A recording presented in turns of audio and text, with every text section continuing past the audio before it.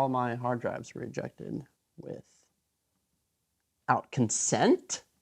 What's up, guys? Welcome back to the garage. That's right, I just censored myself with my own bird noise. What are you gonna do about it? What are you gonna do about it? What are you actually gonna do about it? Nothing. I can see your soul.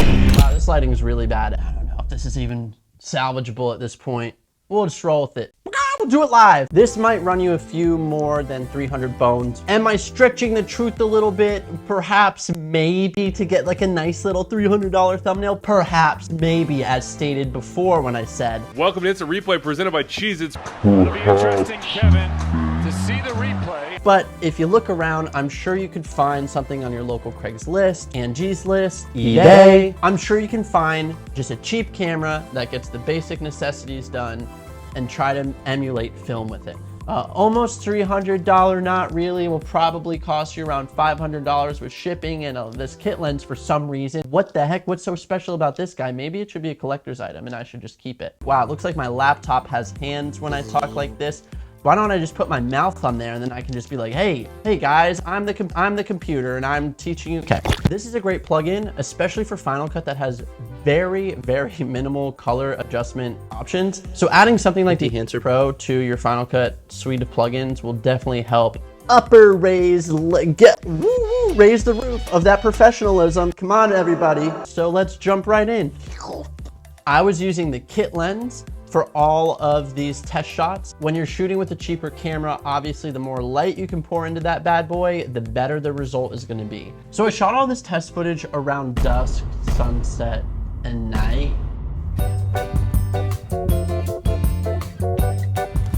Number one, when you're shooting with a cheaper camera, obviously the more light you can pour into that bad boy, the better the result is gonna be.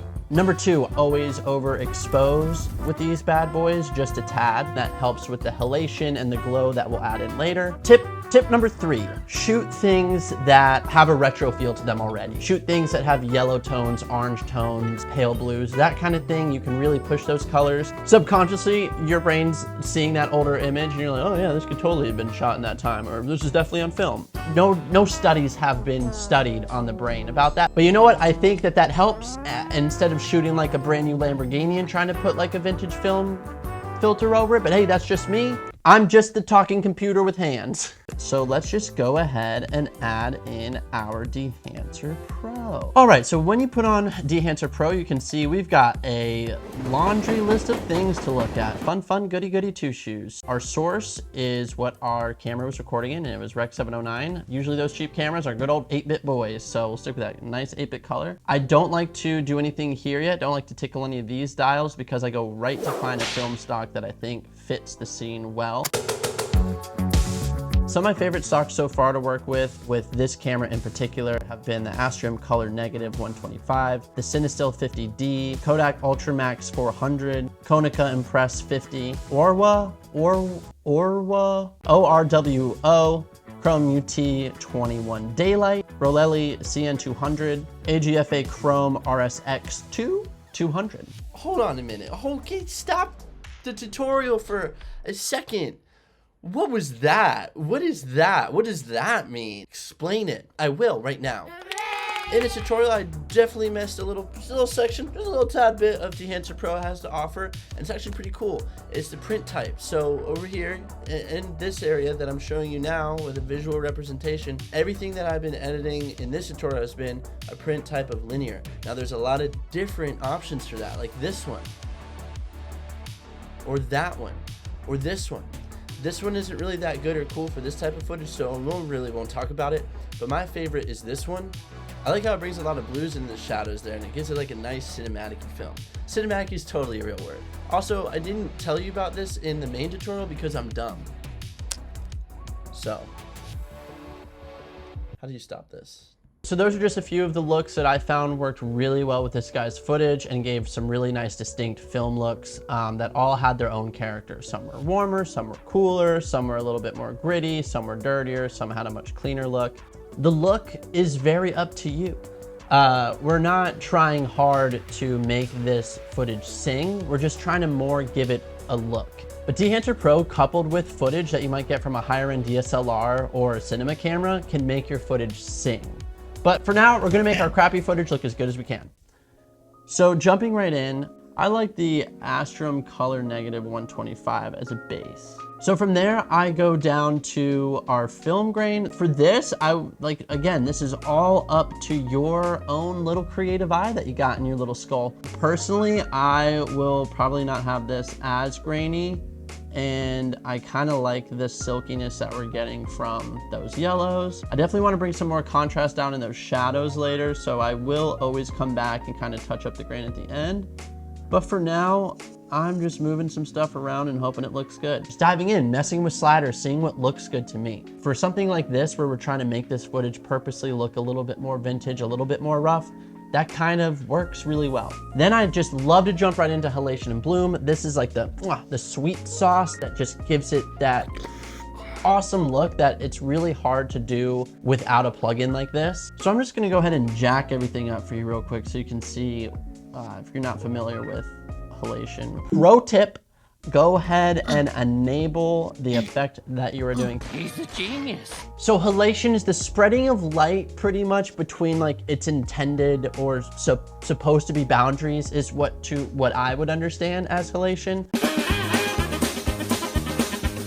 I mean, that's the technical thing, but what happens in film is when you shoot like an overexposed area or something that's really hot, not like me hot.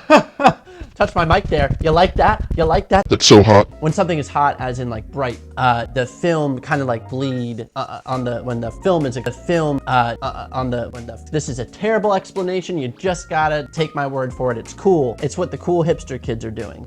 All right, so now that we've absolutely murked this to all heavens, we're just gonna go ahead and start adjusting it. I'll bring this bad boy down to 50 as a starting point for the impact. That's already doing a lot for us. I like to bring down that global diffusion a bit, the local diffusion a bit. We're gonna bring down that amplify. We're gonna set the hue back to 50. That'll give us a nice little red. This all depends on the shot. So then you can turn on what's called mask mode, and this will show us kind of exactly what we are doing with our halation levels here. So our source limiter, think of it like threshold. So now we can go ahead and I might just bring that local diffusion down. It's a bit much. Maybe global diffusion just to get more around that light area. Go ahead and amplify it a bit as well. So we'll play with that source limiter just a bit too. And again, we'll just check the before and after. As you can see, it gives something nice. It gives something tasty. It gives something cool. My camera is about to stop recording, so I'm just gonna let it do that. I'm just gonna let it do that little thing. Maybe I'll just literally as I got up to hit record it stopped itself as soon as I stepped over there. All right, let's go ahead and go into bloom. And I like to just play around with these settings one by one going down. And then when I start adjusting the color and luminance of things, I like to come back and readjust these. I just do a bunch of this, like, oh, that looks good, that doesn't look good. That looks good, that doesn't look good. I'll pick it somewhere in the middle. He's a genius. Again, we can go into mask mode and see exactly what's going on here. It looks good to me. Vignette.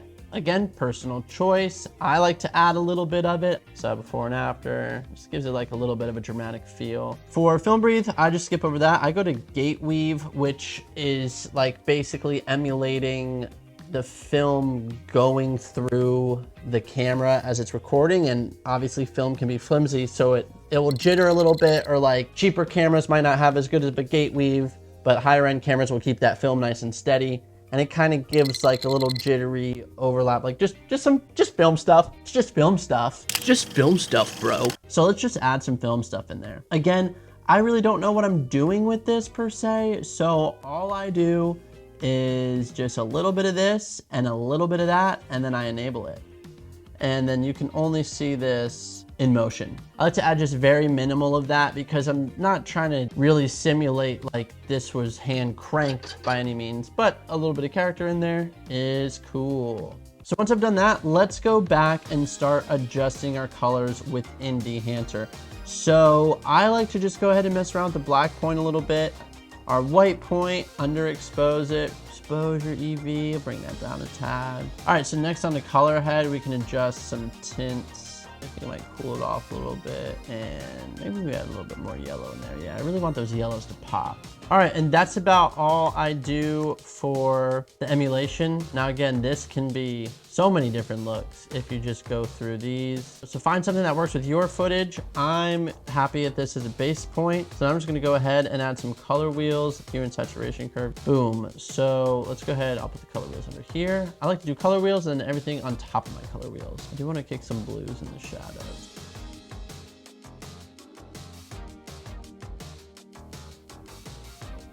Yeah.